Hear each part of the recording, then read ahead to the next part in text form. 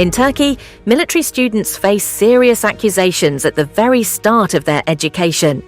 These young people, who acted strictly within the chain of command and had no real decision-making authority, were still held personally responsible and put on trial. While they were still students, simply following written and verbal orders from their superiors was interpreted as knowingly taking part in a crime.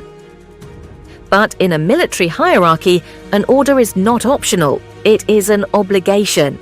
Despite this, the presumption of innocence was ignored, and military students became targets of collective accusations.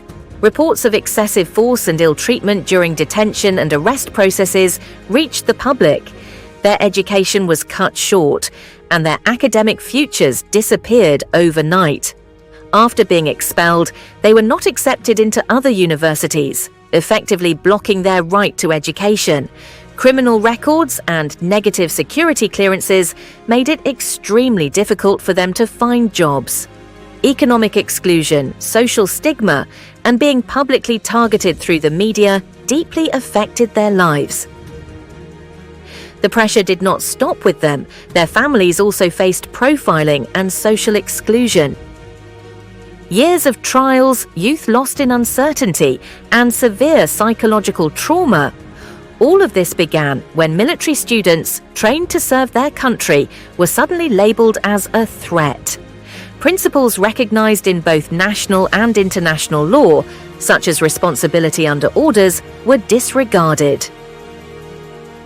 Today, the experiences of these military students raise serious questions about justice and the rule of law.